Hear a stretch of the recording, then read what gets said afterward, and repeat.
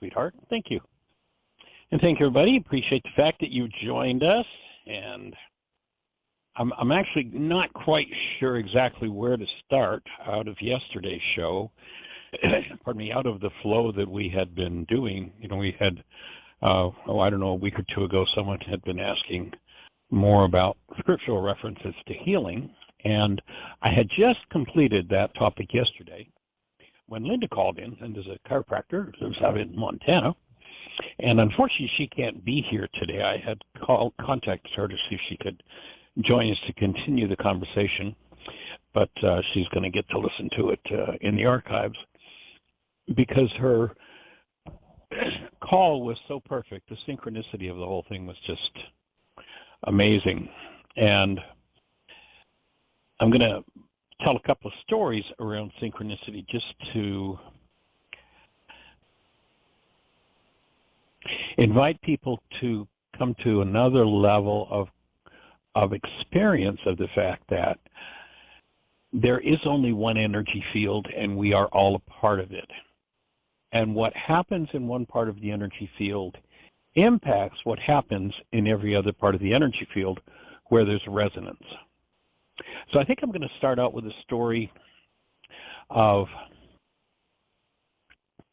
a still point breathing session that I was doing with Ari. Many of you know Ari. He passed away in 2019. Sadly, he was our chef at Heartland for 22 or 23 years. And it was actually 2018. It was the year before he passed that he was at Heartland. If I remember correctly, I think that was it. It might have been the year before. And he was going through a lot of memories and a lot of trauma. And when Ari came to Heartland, he always stayed at our house. And so with all that was going on, I did a personal still point breathing session with him. And Ari was in the middle of, he was a preemie and was left in an incubator by himself. And he was in the middle of processing that. He's doing still point breathing, and that memory came up. Ari was in his 50s, and he has a sister that's, I'm not sure, a year or two older than he. And he was breathing away and sharing with me his memory of experiencing not being taken care of in the incubator. He had the memory of people reaching in with gloves to touch him, so there was no human touch. He was experiencing being very much alone, very lonely and abandoned, and physically cold. And he had soiled himself. He remembered all of this as an infant in an incubator, and he was just totally and completely uncomfortable. So he's going through this memory. And he had brought his cell phone out on the deck, and he had left his cell phone on. And it rang. And he had been, usually still point breathing session, I suggest people stay quiet, but sometimes it's appropriate to describe some of what's going on. So that's what he was doing. And so I asked him, do you want me to answer your phone? He said, no, it'll just go to voicemail, and please turn it off. I said, okay, fine. We finished the session. And he'd really processed some deep, just birth and post-birth stuff. And when he finished the session, he went to see if he had voicemail, and there was a voicemail from his sister. His sister's a few months older than he, I don't know, 10 months, 12 months, 14 months, something like that. And he had never had a discussion around his birth with his sister in their whole lives, and they're in their 50s. So he's in the middle of experiencing being in an incubator, having the memories of aloneness, abandonment, and such. And the message his sister left was one of, I've had this anger at you come up, and I just had to call you about it. Because when you were born, Our mother stayed in the hospital, and you took our mother away from me. Now, Ari's in Theodosia, Missouri at Heartland, and his sister's in Chicago. And as he's processing being in that incubator, and his mother's not far away in another room, she stayed in the hospital. And his sister picks up the phone to kind of read him the riot act about what he did by being born. So the point being the connectedness of all of that. Yesterday morning, if you weren't on the show, Jeannie shared how Aria, we had been keeping her most of the week. Her brother was born the week before and had some breathing problems, so we ended up in neonatal ICU for a week. And she stayed with us because Mom and Dad were basically spending all their time at the neonatal clinic and traveling back and forth, and it's about a 40-minute drive, so they had a pretty full day, pretty exhausted. So Aria had not met her brother, and we took her home. He was released. They brought him home, and so we took her over to the house and went in the house with her to drop her things off. And for the first time, her eyes land on her baby brother. They sit her on the couch, and there's a picture. I mean, literally, just the minute that they put him on her lap, there's a picture. It's just so sweet, so sacred. The energy of love was just so powerful. It was palpable. And she's just sitting there looking at him, just like this wide-eyed, smiling, just in delight. And the next morning, now they had kept her because we didn't know what was going to happen with the baby, when he'd be out, when he wouldn't. So they kept her out of school all week. She's 6, so she's in grade 1. The next morning, she had to go to school. And she had a total meltdown, which is pretty rare for Aria. I mean, she knows how to process energy and how to deal with things, but she just had a meltdown over having to leave her brother. Now, Jeannie and I, and you've heard it often, we ask the question, have you ever held a newborn?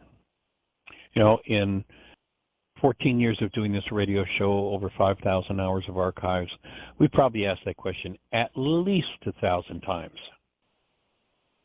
And in yesterday's show, Linda, when I asked her that question, she had come into the conversation and had asked a question. And part of my answer was to ask her if she'd ever held a newborn. To which she started out saying no, and then she said, well, when I was 14, there was a newborn, and it was really significant. And then when I was 5, my brother was born, and I was forced to go to school. Now, when you think of, at least 1,000 times in the last 14 years, I've asked that question on the radio show. At least,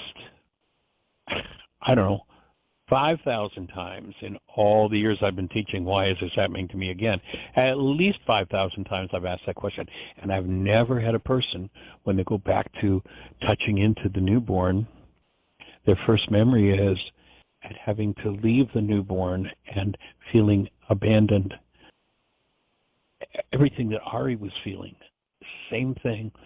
And so here we are for the first time in, at least 5,000 times that question's been asked. And Linda was not on the show at the beginning of the show. Jeannie, did the introduction and shared a little bit about what was happening with Aria. But Linda was not on the show for that. And so totally, completely independently. And, we're talking about energy. What's the memory? She's called into the show. She asked these questions, and her memory is exactly what Aria had just been through. Synchronicity, energy patterns matching. And the basic question that Linda asked was about, actually there was a question early in the show about Rakhma and Khooba, so I'd spent quite a bit of time explaining that. And then Linda's question was about love. And so the conversation went on about Rakhma and Khooba. And there was one piece of the whole story around Rakhma and Khooba that we did not get to. And that was that when you hear Yeshua's answer when he says, what's most important in the law, which in Aramaic the word law means the way things work. And he does not say love your neighbor, love God as yourself. He says have Rakhma for the Creator, have Rakhma for your neighbor, and by so doing you maintain self. So by having Rakhma, this gateway, this filter in the frontal lobes of the brain, human life is present in you. So you maintain your human life. And then, and I'll have to plug in another piece of the way the whole story came together. You know, Dan McDougall, you've heard me speak of him in Laws of Living. And every summer for 15 years or so, Dan would come to Heartland, and we would teach a 16-day Laws of Living course together. And there was one particular summer where, and again, the synchronicities, where we were doing Laws of Living, and that passage came up. And I'd read it 1,000 times. And at the end of that passage, it says, you know, have Rakhma for the Creator, for neighbor, and by so doing you maintain self, comma, and then the 10 most important words ever spoken. I mean ever spoken. If you're going to have a human life, the 10 most important words ever spoken followed that passage. Search your mind. Anybody remember what it is? So have Rakhma for the Creator, for neighbor, and by so doing you maintain self. For upon this hangs the law and all its prophets. Now, I'd read that many times, but this particular summer, the brain cells were ready in me to understand, finally. Remember where the Yeshua talks about those who having eyes that do not perceive, those who having ears do not hear? Certainly my eyes had fallen on it many times, but unless you've got the brain cells to match the true meaning of it, the meaning you give it will be meaningless. But what clicked for me that particular summer, it was just like mind-boggling for me, was Yeshua saying, until you accomplish this, you don't need to bother reading anything in the scriptures, because all you'll do is put your own meanings from your own carbon-based memory, the mind of man, into that text. That's why we have 32,000 sects of so-called Christianity, because until you read it with the mind of being, until you read it with the mind of love, all you're reading, all that carbon-based memory can do is put into that passage what it holds. You know, you've heard me use the example before of, you know, we have a person who writes in and wants to come to a workshop, and let's say you're the best translator of English into Spanish and Spanish into English the world has ever seen, and you're coming to the workshop, and I know that, and this person from Spain writes and wants to come to the workshop but doesn't speak any English, so I contact you and say, hey, would you mind, I know you've got an extra room in your house, would you house this person for the week that we're going to do these workshops, and then, you know, translate for them and get them back to the airport? And, oh, yeah, sure, I'd love to do that. So at the end of the week, you know, we've had dinner once or twice, we've had lunch together, we've spent this whole week doing this workshop, and I've really become fond of this person who came from Spain. And I ask you if you would let him know, because I don't speak any Spanish, if you let him know that I just think he's really cool. And you turn to him in your best Spanish accent, and you tell him that Michael thinks he's got a low body temperature. Now, you translated my words perfectly, but you didn't say a word about what I meant. So if the only brain cells one has for the words cool have to do with temperature, then when I tell you to tell him or ask you to tell him that I think he's really cool, you're going to say something about his body temperature. But what I used was an idiom, the word cool, meaning I think he's really a neat person, enjoyed him, la, la, la, la. A whole different meaning. There's an interesting movie, if you haven't watched it, and it's actually fairly violent, so you might not particularly want to watch it unless you're ready to breathe and work through some issues around violence if you have any. But toward the end of the movie, there's a song, and there's a melody line, or part of the melody line was another mind-boggling piece of information that ties into this idea. And the songwriter wrote in, I think it was actually the closing song while the credits were being played. I haven't watched the movie in a while. It was called The Accountant. Ben Affleck was in it. But the line in the song that closes out the movie is, "You can't read a book that you haven't written." Now you can say, "Michael Rice, I read your book." Well, you read words on a page, but when I talked about Rakhma in that book, did you have all this? Was that the meaning you gave it? Did you have the brain cells for that? If not, then when you when you thought you read my book, what you read was what your carbon-based memory interpreted out of that book. I'm the only one who can read my book, really, truly, and get the full meaning of what's there. You've got to have the eyes to see and the ears to hear, according to Yeshua. You've got to have the brain cells. And so when you hear this 10 most important words ever spoken, what Yeshua is saying when he says, "For upon this hangs the law and all the prophets," is the first order of business is you have to get to the point where you live with Rakhma as the active filter in your mind all the time. And when you do, then you can pick up the scriptures, and with that mind of love, you'll be able to interpret properly what that book means.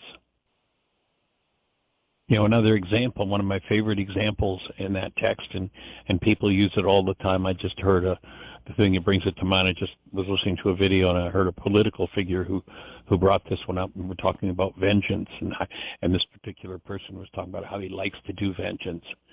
And his words were, "Yeah, I'm a big believer in an eye for an eye and a tooth for a tooth." Well, read with a mind of hostility or fear, an eye for an eye and a tooth for a tooth looks like permission. It's like, okay, if they took your eye out, you can go and take theirs out. If you took your tooth, then you can go knock a tooth out of them. But if you've got the eyes to see and the ears to hear, what was happening with Moses at that point, he was dealing with a vile and vicious people. And what he was saying to them is, okay, if you have to take your vengeance, if you can't free yourself and function as a human being, and you have to take your vengeance, the most you can do is what they did to you. You see, that at that time, there were cases where a very small offense would occur, a relatively small offense, and these people would go out and wipe out a whole community, and they'd pretend that God told them to do it.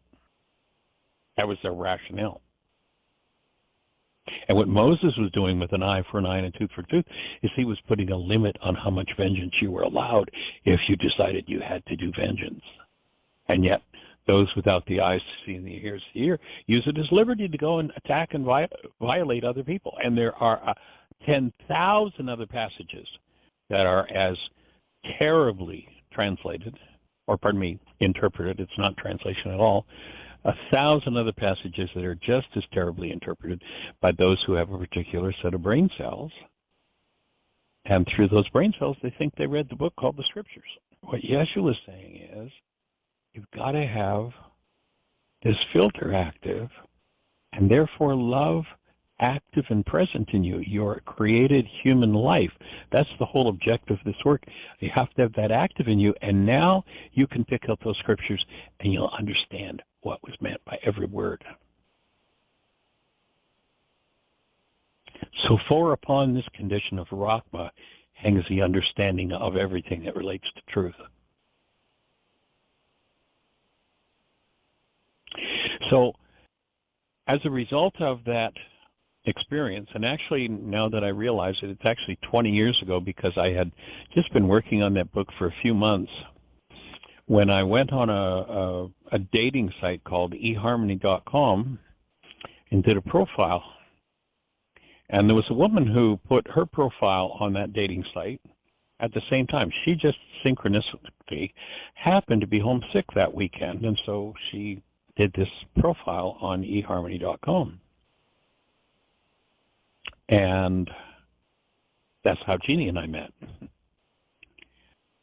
And Jeannie was asking questions, and this book, which at that time was titled The 10 Most Important Words Ever Spoken. Actually, we met and spoke on the phone, and I actually read some of it to her. Jeannie was asking lots of questions. Any thoughts about that, Jeannie? Any fun insights from that time? That's what I just realized. I was thinking it was more like 15 years ago, but we've been together 20 years, so. Yeah, that was towards the end of 2003. Yeah. So it was that summer of 2003 that Dan and I did that particular Laws of Living class where insight came to me. And actually there's another piece to that too. There was a woman who was a minister at that class, and she had communicated with us in advance and asked if on the Sunday of that particular intensive, if we could make our session afternoon and evening, because she was supposed to preach. And it was a local church. It was, I forget now exactly, half an hour, 45 minutes away. And so the whole class decided to go and listen to her. And it just so happened that her speaking that particular weekend was on the topic of Rakhma. I mean, that wasn't her topic, but that passage was, when they asked Yeshua what's most important in the law, that was her topic. And it was interesting, and I don't remember what version of the Bible she was in that particular church. I forget. I think it was maybe a Methodist church. But whatever translation it was, the words, "For upon this hangs alone all the prophets," weren't in that translation. They'd been removed. But that just happened to be her topic. And that, so anyway, that really opened a huge part of my mind. And I got on the phone because it was mind-boggling. It was one of those like huge aha moments to recognize that one.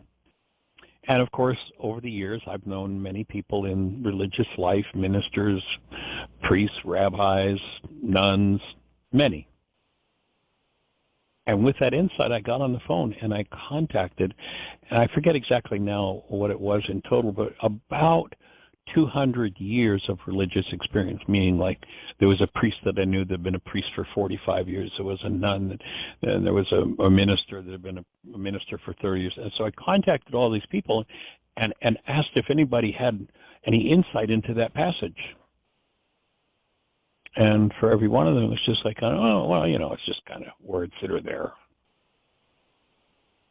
No particular meaning, just words that are there, upon this, well, so what? But I started a book called The 10 Most Important Words Ever Spoken. And as I was working on that book, the title of the book changed. I was actually actively doing some writing, and some stuff came up for me, and I did a still point breathing session. And in the midst of that still point breathing session, I had this full-blown memory. As a kid, I was pretty much debilitated with asthma and allergies. My first 2 weeks every year of school were always spent in an oxygen tent. Rarely was I in school the first 2 weeks. I was in an oxygen tent in the hospital. And I had been working on the book, and some stuff was coming up, and I don't remember exactly what it was that was coming up, but I did a still point session. And I had the remembrance of it, the the physical memory of being in my room as a small child. I don't know exactly what age. I might have been 4 or 5, something like that. But I had the whole physical memory come up of being in the midst of an asthma attack, not being able to breathe. And my room was situated where I could see where my bed was. I could see out the door to the bathroom. And I didn't have enough to even get up and go to the bathroom. And it was, being a kid of 4 or 5, it was such a load. It was such a traumatic experience, traumatic memory to have surfaced of suffering beyond, anything I could think about at that moment. And that's when the title changed from 10 most important words ever spoken to the end of suffering. If you want to listen to those, there actually only were ever 2 chapters of the book finished. I was traveling at the time I was writing, and I was scheduled to be in a conference out in California. And the conference was on publishing, and there were writers' representatives who would take books to publishers. So it was, it's a meet the representative type of thing, book representative. And I had already published Why Is This Happening to Me Again? And we'd had at that point something like 80,000 copies in print. And apparently 3,000 copies for a self-published book is a bestseller. And so when I had there were 2 representatives there of different large publishers who, when I told them I had 80,000 copies of my self-published book in print, were like, well, we want to represent your book. So I sent them, after that conference, copies of what I had written so far. It was just 2 chapters.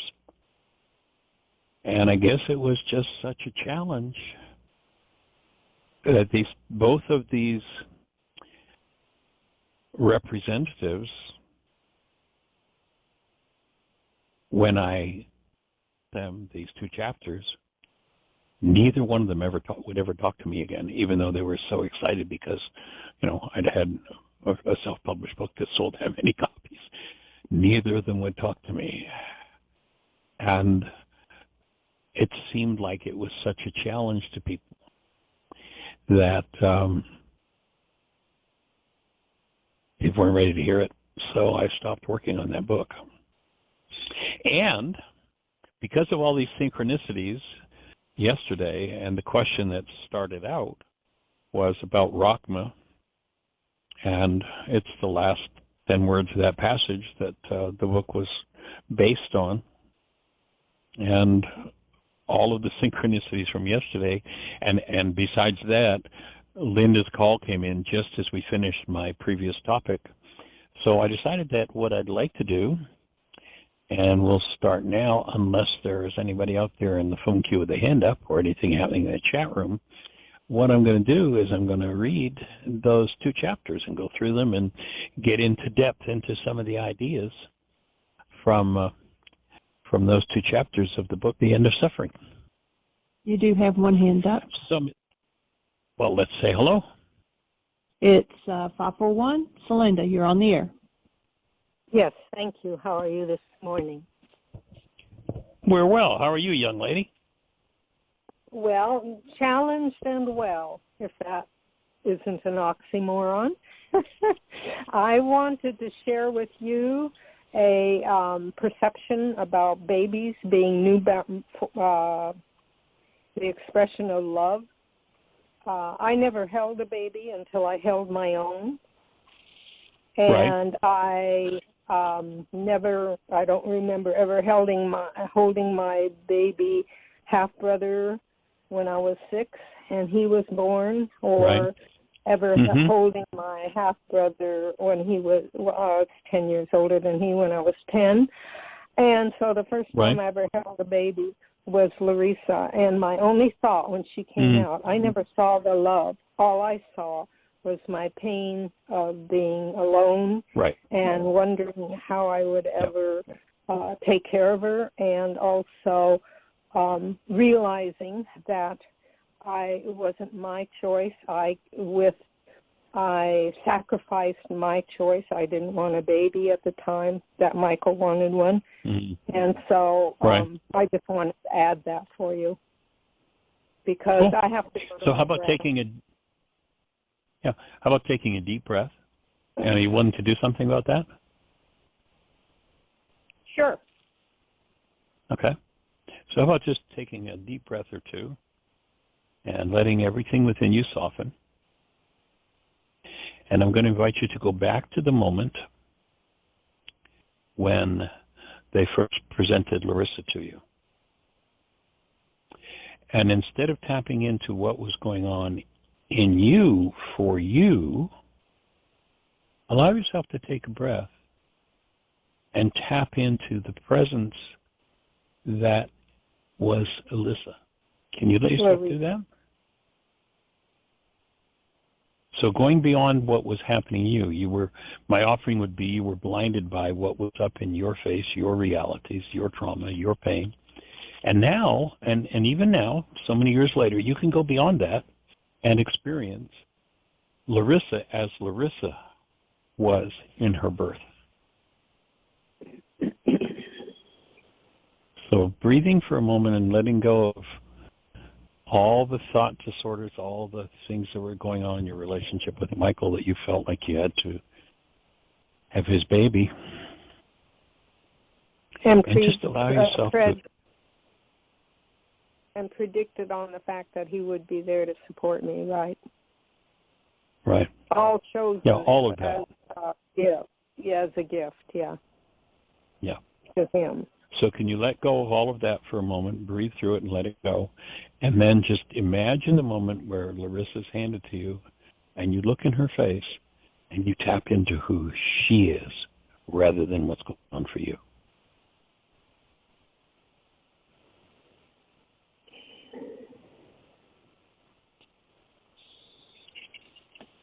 And as you breathe into that, what word would you use to describe Larissa rather than what was happening for you? I don't have any. She had a difficult birth. I had a difficult delivery. I don't have any. Mm-hmm. Right. I mean, okay. Very difficult birth. And she was born and then taken away. And when I finally got her, I did get to nurse her. That would probably be the positive, because I was a bottle baby. I was a cesarean section. And right. And she had a natural birth, and I nursed her. It was difficult. It was very challenging to nurse her because I was so stressed. Yeah. But we made can you it. go to the moment where you nursed her and tap into her essence?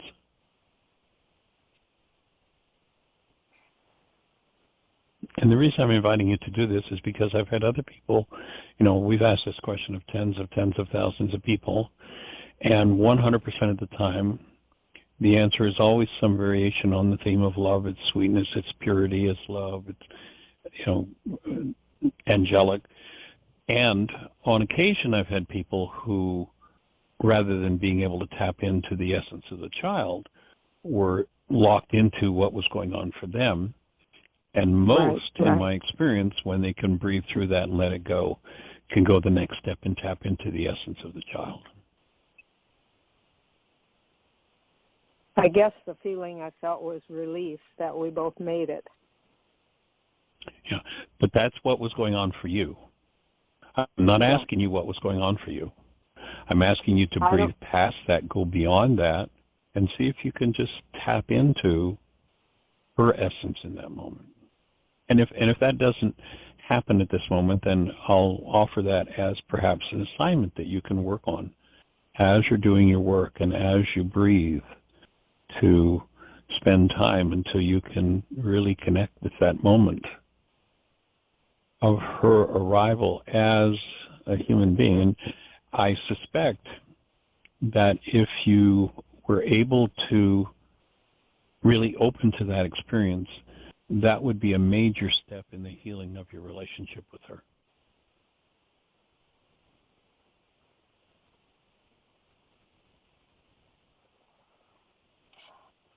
And just take a few minutes.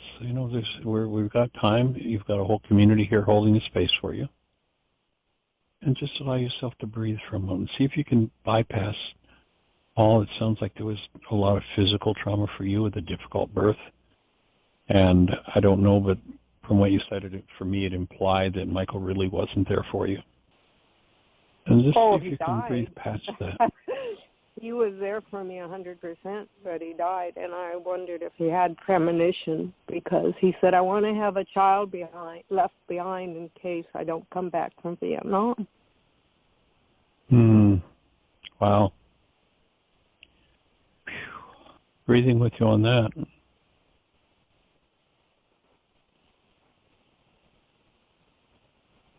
So he went to Vietnam with you being pregnant and never came back? He never even got there. There was a malfunction of the F-100 on his last training mission. Wow. Breathing with you and holding space for you and for him. See, my challenge is to get past or beyond all of my survival issues. Sure, I hear you. It's difficult to even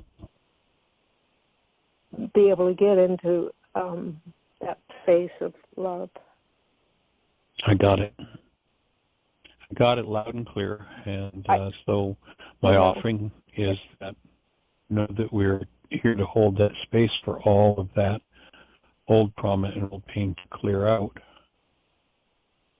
of your physiology, out of your emotional body, out of your mental body, so that you can arrive fully as the presence of love in your own physiology and can sense and tap into who Larissa really is. And that's where I am. I realize until I see who I am, I can't see who Larry is, I can't see who Larissa is, or anyone else, really, deeply, profoundly, experientially. Exactly, and that's the whole idea of this process, to remove those other energetic dynamics so that we can come back to a direct experience of the truth.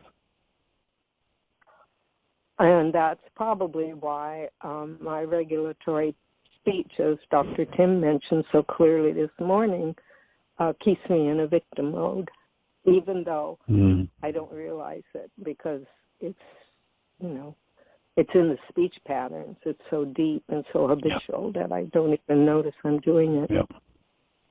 Even though I you say you've started to notice when you're doing it now? Well, with Dr. Tim's help and your help and my help, Larry's help. You've got it for sure, young lady. There's a lot of resistance there, though. A lot of confusion, which can be a form of resistance, but also confusion is the in between the old and the new learning. It's a valid state. Right. Yep. I think that's. Well, remember that's one of the confusion is one of the signals, one of the symptoms of healing. When I'm digging up, when I'm opening old perceptual dynamics, experiential dynamic, energy dynamics in me that are based in pain and trauma, and I'm bringing active love in at the same time, when those two energies meet and they mix, the result is confusion. I mean, literal, on an energetic level, a visual of that. I'm sure you've heard me use it before, but imagine I've got a whiteboard and I'm shining a red light and a blue light and a green light on the board. And everybody looks and goes, oh, clear red, clear green, clear blue. But if I put and we know that there's no such thing as red, green, or blue. All they are interpretations of the brain. They're just different frequencies. And if I shone all three of those lights on the same spot, we get a mix of those three frequencies that we would say is confusion. That's exactly what the mind does. So when I'm digging out those old, which oftentimes are generational traumas, and bringing love in at the same time, when they mix and meet, it can be crazy time. And they are generational. But as I continue to do that and keep pouring the love into that space, the dissolution of those lower energies happens, the transmutation of them, and I'm freed of them. And that, in essence, is forgiveness. And I'm going now finally being wise enough to start asking questions of my older generations and even my younger generations, because I am the vanguard of my generation now, for other than my brother, who is just about on his deathbed. And I just, he's got one foot on a banana peel and the other on the grave, and I'm just holding him up as best I can. And my cousin Marcia in the same way, same situation, terminal stages of diabetes. And I just, I'm it. So I reached out to a younger cousin, because Aunt Eleanor, who was the wife of the last of my uncles, is now 99, and her memory about the past is receding, because she's getting ready to exit. And so we're swapping stories now, my cousin and I. She's 10 years younger than I. Yeah. So anyway, it's all interesting, and as it should be. Well, it'd probably be powerful to be asking your brother about as many things as you can from those early years. Yeah, I am. Getting his he went perspective. to live with my father. Yeah, I'm asking for my mother's side of the family, because that's the one I have the conflict with. And I have good, solid memories of my dad's side, but it's my mother's side. And so he was sent away by my mother when he was 3, probably to save his life, because she admitted to having bouts of uncontrollable rage, and she was scared to let the lid off on her emotions. And and so he has very little. All he has is trauma memories of being sent away. But we talk about all of those. We talk about the Hartwigs and the Hayes. This is one thought I would like to share with you. It seemed like truth was the theme of my mother's side of the family. They were all teachers and things like that. And no, I'm sorry, that was my father's side. And they were all preachers and stuff. But freedom was the side of my mother's side. Freedom was my mother's. Truth was my father, and I seem to have gotten both bags. The quest for truth and the quest for freedom. Right. And that's the biggies. Well, that's a nice gift. I came in with and things like that. I know. I feel very fortunate. I have both of those to explore, and I got. I'm habitually downloaded being in lockdown most of my life, having to find truth, being locked down in my conscious brain, and now I'm doing my best to open up to that great wisdom within me that guided me my whole life. But now I'm beginning to realize how extremely important it is to live that 24/7. And what I'm it's powerful that you were given that gift, because people who aren't given that gift, that are carrying the kind of load that you're carrying, usually just do something like drink themselves to death or drug themselves to death or eat themselves to death. Somebody who's in the terminal stages of diabetes, probably carrying a similar load and just eating themselves to death. And that's what I did with the bulimia, 23 years. But I never gave up hope, because when I went through the charismatic phase of Episcopalian Church, I ended up going down to St. John's University, a Catholic university. And I might have shared this story. You can stop me if I have. In San Francisco, I would drive through the worst parts of San Francisco ignorantly and innocently to get to St. John's University at times of night that no one in their sane, quote-unquote, mind would drive through. And I felt totally safe because I didn't know, And I got to St. John's University, and it was a charismatic meeting from all denominations of Christians.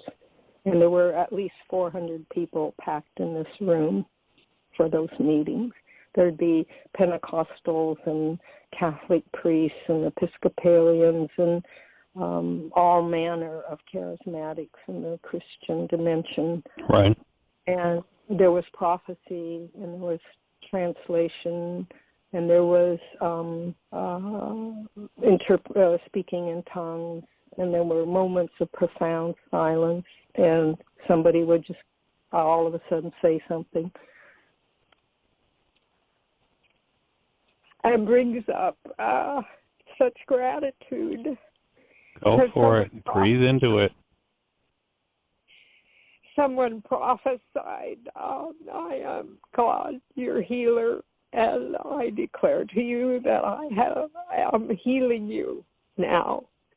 And that happened about 10 years before I walked away from my bulimia.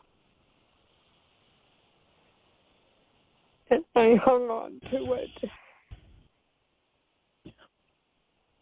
Breathing with you.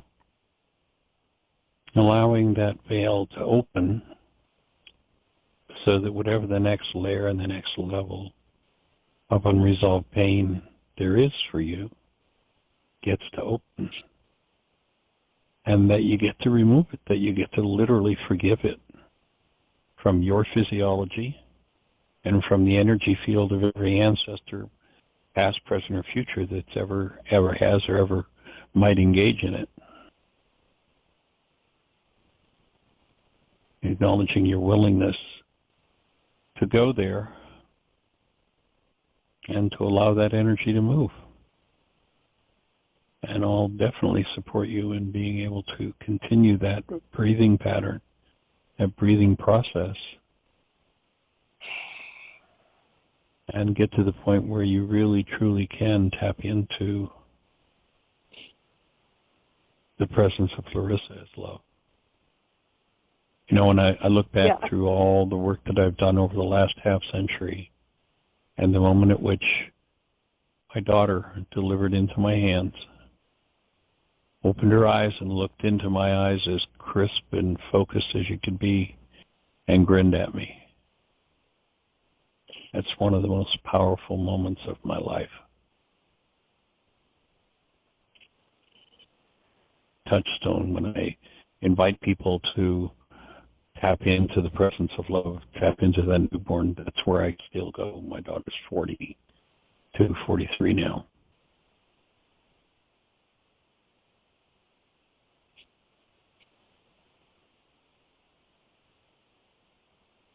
And so I'll hold the space that you're able to let go of enough of that, which was going on during Larissa's birth, the loss of your husband. I think it's the whole. It's just a touchstone for an ocean of grief. Yeah. So with you in processing the ocean of grief. It's probably primary to everything else. Yeah, and the grief is just a reflection, remember, of the thought disorders behind it. Remember that those emotions come when the neuropeptide that holds a thought lands on the cell, and the cell alerts us with an emotion of the quality of that neuropeptide. And so allow yourself to breathe beyond the emotion into the awareness, being able to decode. You know, ultimately, the skill we're asking people to develop with these tools, the skill Yeshua is inviting people to develop that they said was too hard a saying and left. The skill is the ability literally to drop into the energy patterns in our own cellular structures, access the neuropeptides stored there, bring them out of the cell, and be able to decode what they mean, what they are, what the thought was. And by exposing that thought to active present love and the breath of Ruka Kudja to dissolve those energetic dynamics. Okay, the thought is that it's all my fault, which is my pattern. all my fault. And that's a direct power person message. That's what usually happens with the power person.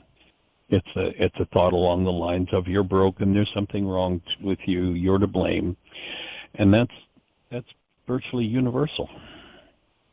And that's what I passed on to Larissa because of my own hidden.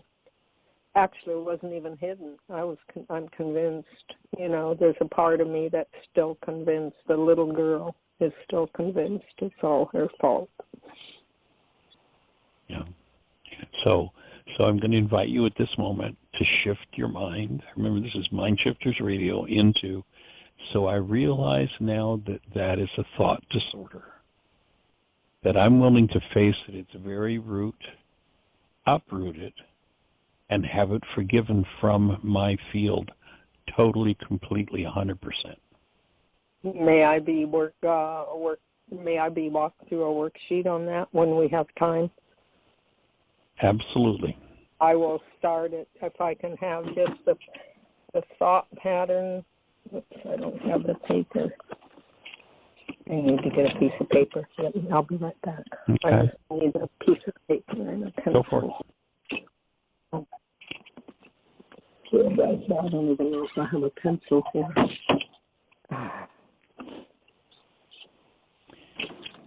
Nope, I took them all out there. So Larry can see me sniffle. Let me see. Can you make notes on your phone? No, I don't know how. I mean, can you go to a text and just write it in a text message to yourself? I got my paper. I got the paper. Okay. And I won't throw this one away. It's a letter from a friend. Okay. All right.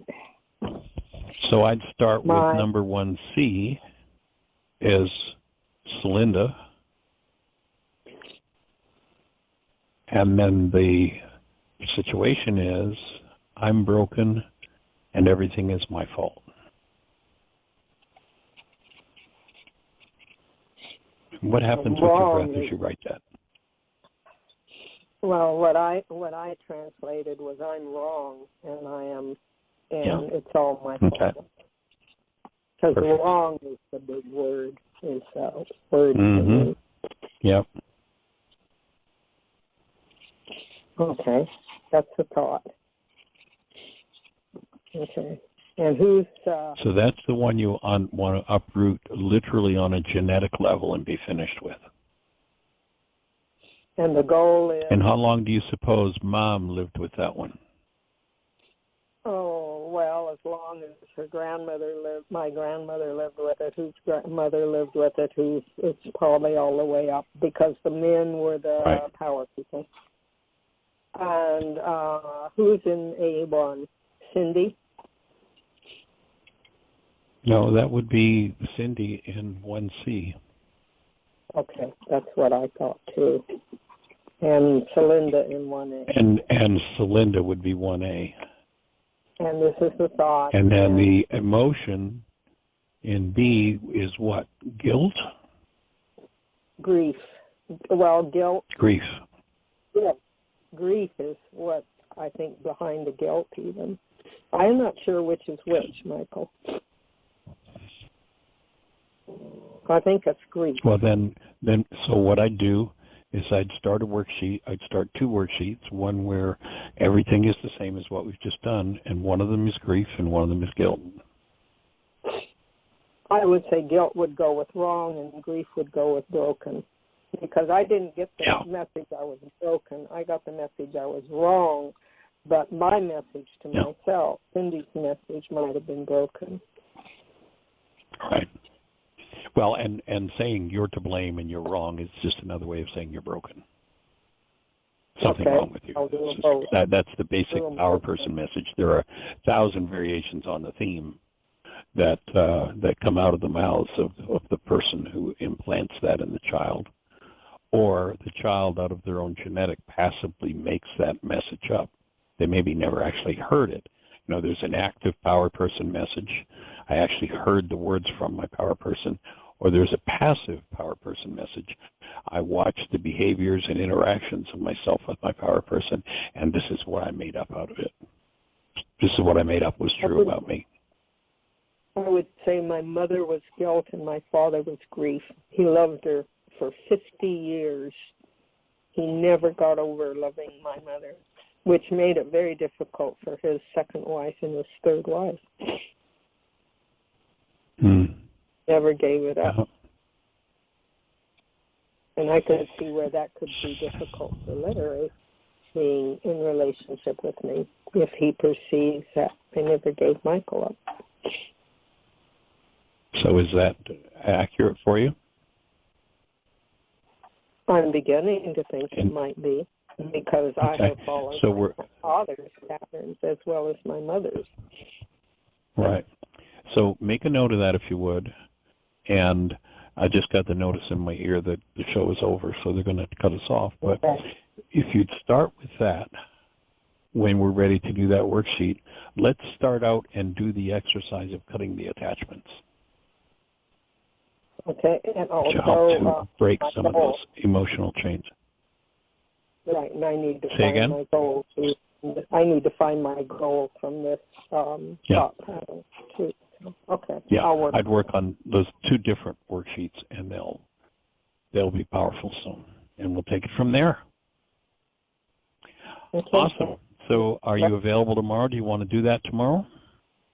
I will do my best to be on the show tomorrow. I Okay. would love to. If not, then we'll go into the end of suffering. We'll start that, and we'll do it as there's space to do it. Maybe drop me a text in the morning, just letting me know whether I can get on the show actively. I may be listening to it, but I may not be able to get on actively. Okay. Sure. In fact, I will fits. be. Yeah. All right. Sending love in your direction, holding the space. Big piece of work coming up. Nice work.